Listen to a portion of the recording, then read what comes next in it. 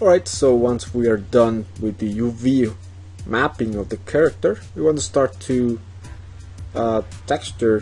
We want to start to texture the character, make sure that follow the concept or make something up. But again, before we start to texture, there's a few things that we have to make sure that we fix, or make sure if we have any problems with the geometry of the character. The first thing we want to make sure is that our character has to be made of triangles and quads, so we don't want it to have any kind of n-gons. So there's an easy way in Maya that you can use to fix that if you have any type of problem like that. If you go to Mesh, Clean Up, and then right here we're going to set it to our clean act operation is going to be set to select matching polygons, because we don't want Maya to fix that for us. Alright, and set it to faces with more than 4 sides. So if you click, it says clean up. Now if nothing happens, that means that the geometry for your character it's fine.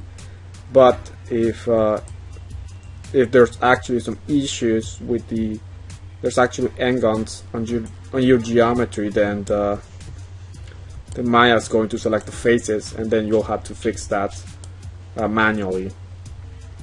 Now another thing that we want to make sure it's working fine is the normal direction of the geometry. So to see the normals, we don't want the normals to be flipped.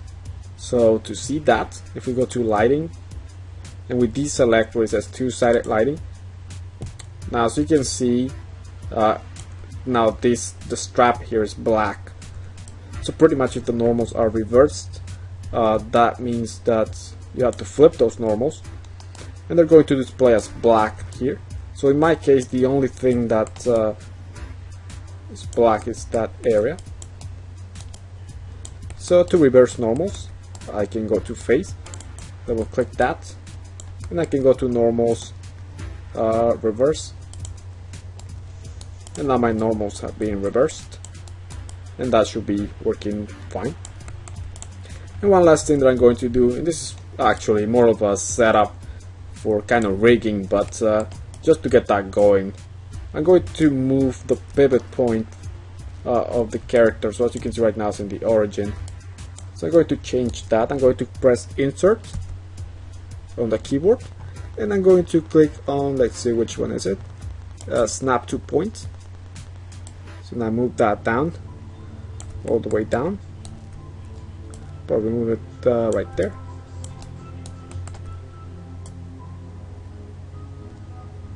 Alright, and I pretty much wanted to snap all the way to the last vertex there. When you're done, just press W and deselect that.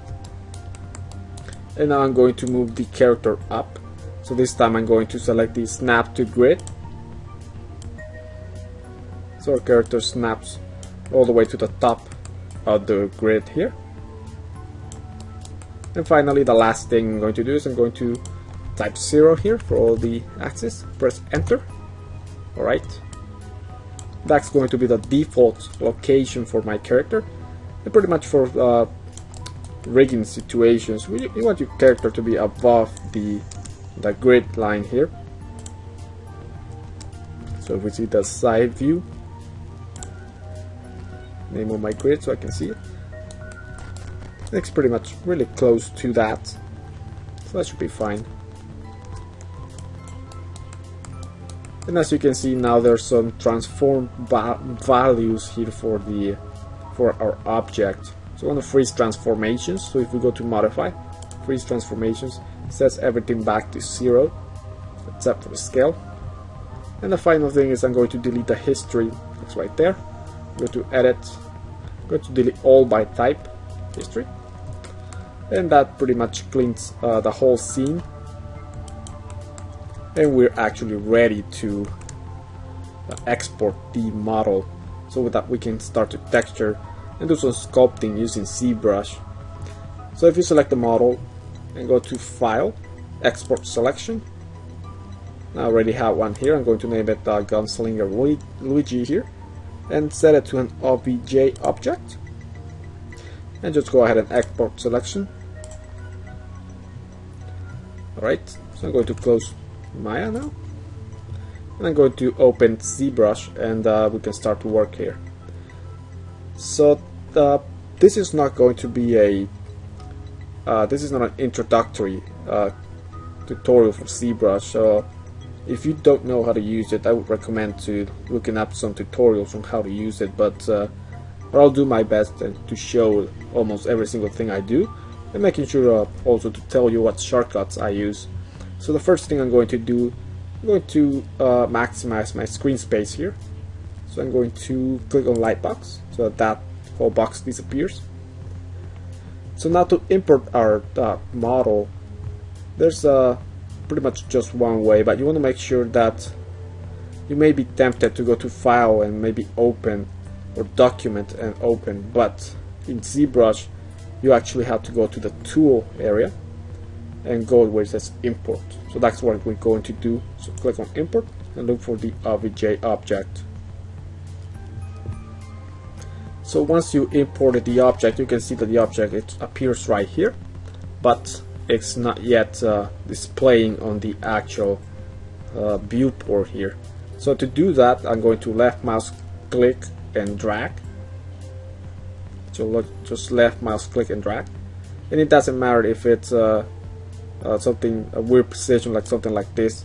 Once you let go, you want to make sure that once you let go, click where it says edit, or else it's going to clip importing the same object. So I'm going to click where it says edit, and now to navigate is the right mouse click, so you can rotate. One thing that I like to enable, it's the Y rotation, which feels more like Maya. I'm also going to enable perspective,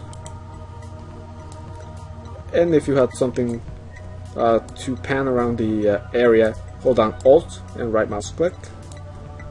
To rotate, right mouse click, and to zoom in and out is Ctrl right mouse click. So if you have your object in an angle like this, if you hold down Shift and right mouse click, you can see that it snaps in different ways. In this case, snaps to the front view, which is what I wanted. Alright, so we pretty much have the object here. So now we have, there's a few things that I want to make sure we covered before we start to sculpt, and that is, the first thing I'm going to do is create what is called Polygroups. That's under Polygroups right here. And first I want to enable the wireframe of the object so that I can actually see. So if I go to Transform and I set where it says Polyframe, you can see the wireframe of the object. So Polygroups, we're going to select the one that says Auto Group with UVs. Alright, so pretty much we created groups based on the UV shells that we had in Maya. Okay, so now I want to do a few other things. I want to combine some of the shells, like that for the gloves. I want this to be combined to that and make it one object instead of two. So to do so, I'm going to hold down Ctrl Shift. Once you do that, and click left mouse click on the area here, it isolates that area. Alright, and now if I hold down the same command controls, which is Ctrl Shift and left mouse click, but this time instead of clicking I'm going to drag, right, and that inverses the selection.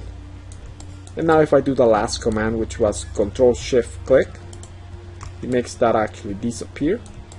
And again, now to see the other objects, I'm going to inverse the selection by going to Ctrl Shift and left mouse click and drag. You can see that green box right there. And now we are only looking at what we want to see, and we want to group these. So I'm going to group mask. Actually, that's not it. I'm going to group visible. Right? Now as you can see, they becomes one object. And actually it's already an object, I mean it becomes one polygroup.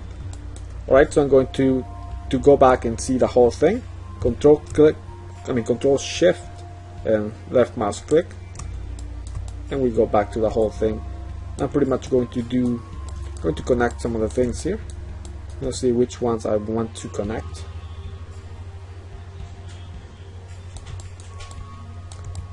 I'm going to merge. I want to cut a polygroup for these two, so I'm going to isolate this one and this one. Oops. I'm going to group these two. I'm going to group this one and this one, and I want to group this.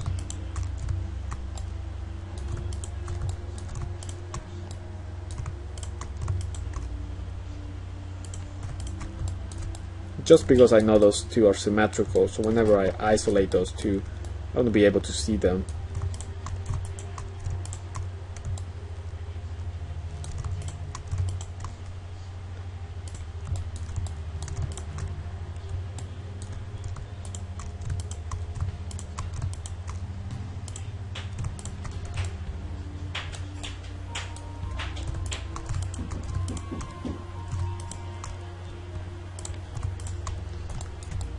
Actually, I want this one and this one.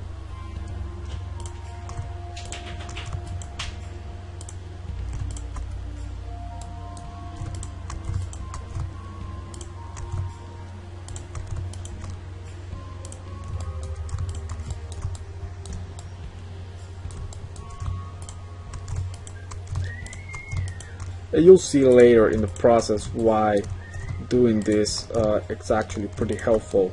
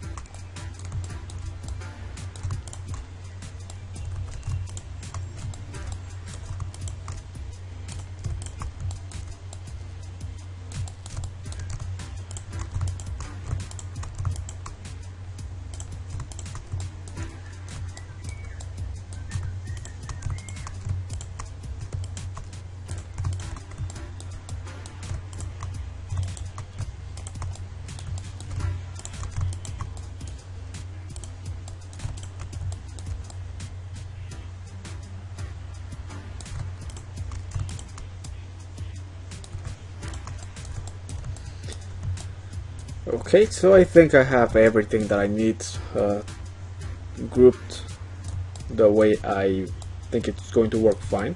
And again, this it's not a permanent situation here. We can always come back to this menu here and make new polygroups or change things. So not everything here is final. Okay, so now I don't need to see the poly frame anymore.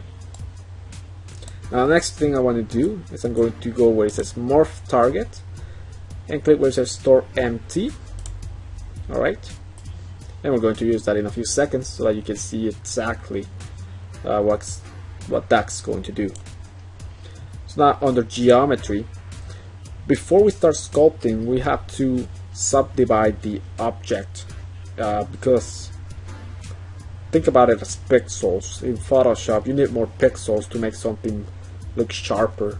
So in this situation, it's the same deal. We have to have more polygons in order to have more geometry that we can actually sculpt.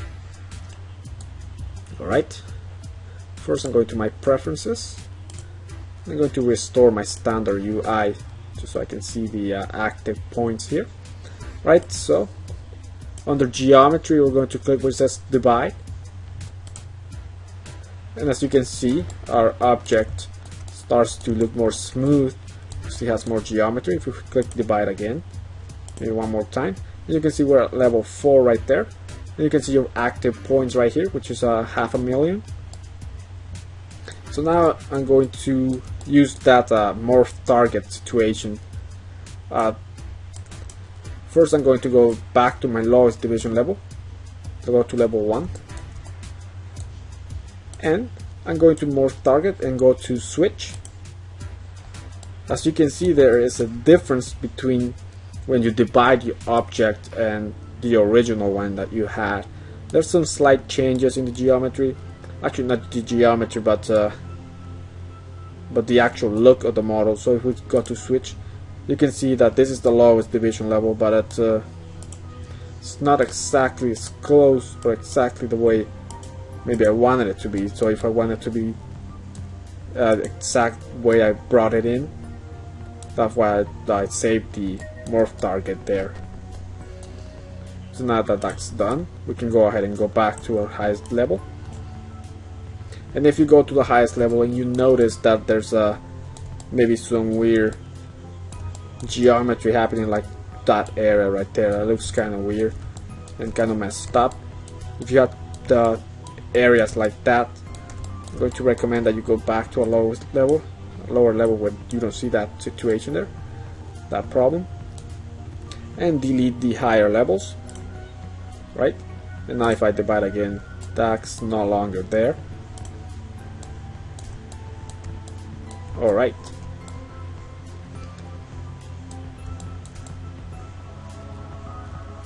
And now we can actually start to sculpt. So the reason I created the polygroups is just so that it can make it easier for me to sculpt areas, like if I'm going to sculpt the head. Right now there's so many things that are getting in the way, so if I want to isolate just the face, I have a polygroup for that, just for the head. So if I do Ctrl Shift left mouse click, I can just isolate the head, so I can actually just work with the head and there's nothing else that's getting in the way.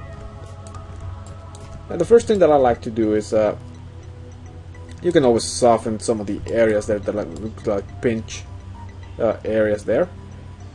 You can always fix that later. And actually, if you want to do that, so here are the controls.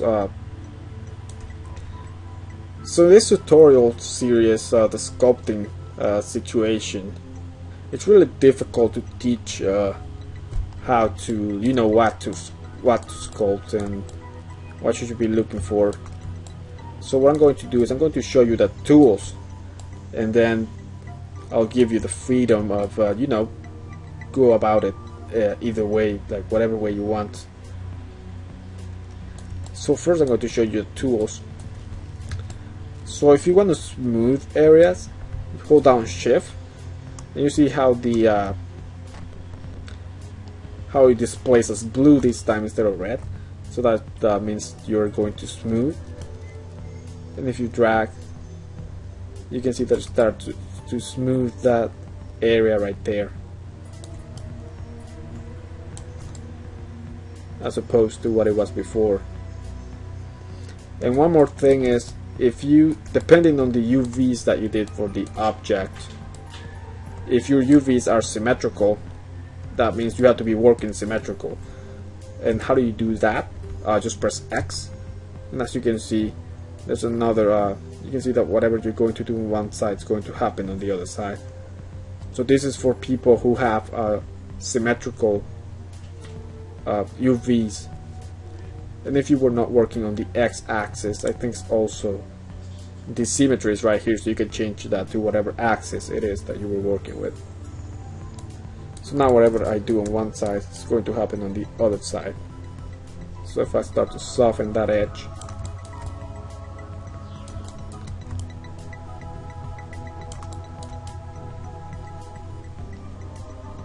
so hold down Shift and left mouse click and drag just for softening. Now to pull out shapes, it's going to be just left mouse click and drag.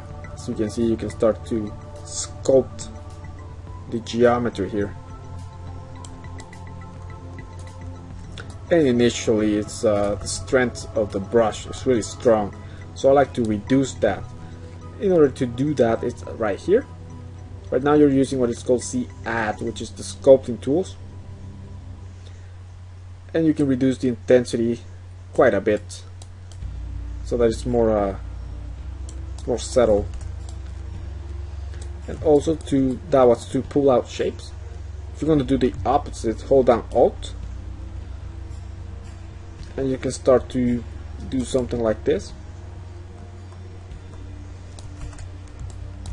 Alright. And now that's really everything there is to it. Pulling out shapes and creating ridges and things like that, and softening areas. Now, one of the tools or the brushes that I like to use is the Move tool. So to access the different brushes in Zbrush, you can go right here in the standard under the brush here, and there's a bunch of presets that you can use. And as I was saying, there's so many that you can try and see the effect of each of the brushes. So I like to use the Move tool. What it allows me to is to move areas. Say I want to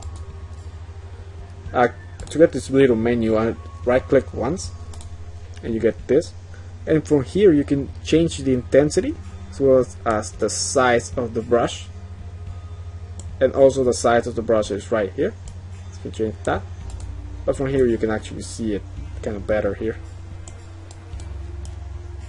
So with my Move tool you can start to move areas.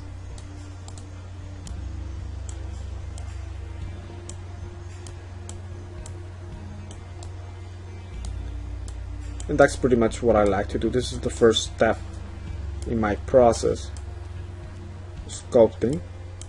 It's just using the Move tool.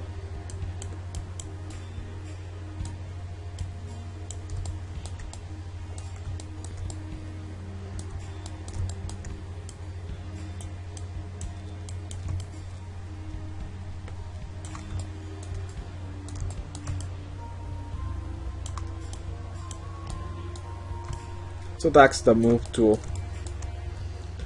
Another brush that's really useful is the clay buildup. Is a good one just to start to kind of reduce the intensity of that and start to build up your shape. It gives you a texture there that you can smooth later. That's a good one right there.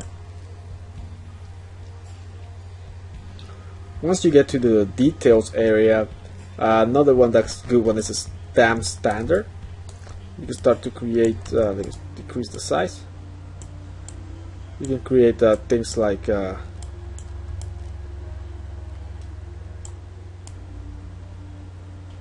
like scars or things more like detailed areas. Let's go back to the clothing now. The clothing, you can pretty much use the standard brush.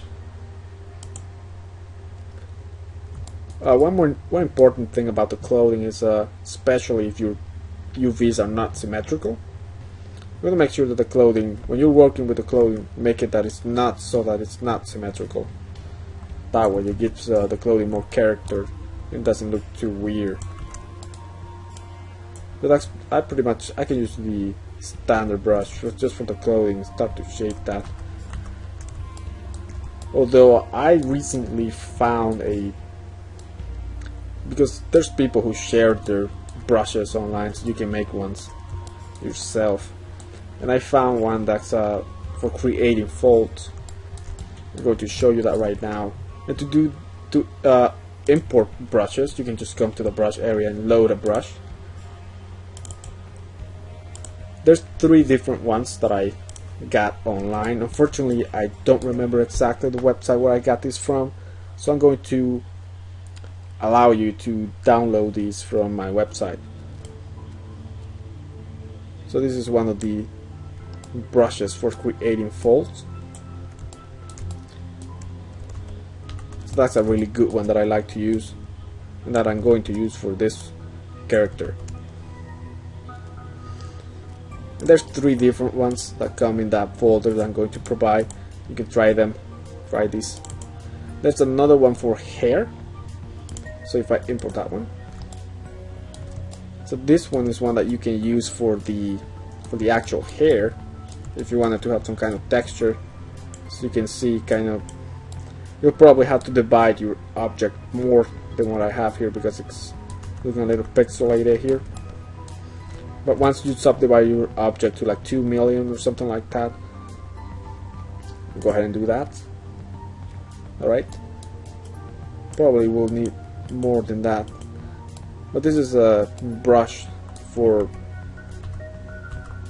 things like hair, and I will keep it the intensity to something really low. So that's something that you can use, and I might use it for this character here. So that's pretty much everything there is in terms of sculpting the object. So I just wanted to show you the tools available to you so that you can do it. But in terms of like showing you step by step how to sculpt it, I think it's a little difficult. Just like teaching art, teaching someone how to paint is really difficult unless you try it. You need to try it and just so that you know how it is and how it feels. So I think I'm going to have a video on just a time lapse, just me working on it. Maybe it can give you some ideas of what to look for, stuff like that. But as far as step by step, there won't be a tutorial for that. I just wanted to show you the tools that you can use, and from there, if you're interested, you can just watch a time lapse, and so that you can see things to watch out for. But this is really what the whole thing is. It's just sculpting and look at the concept, or if you want to make this your own concept, you can do. There's so many things you can do with this character. It doesn't have to be exactly like the concept, of course.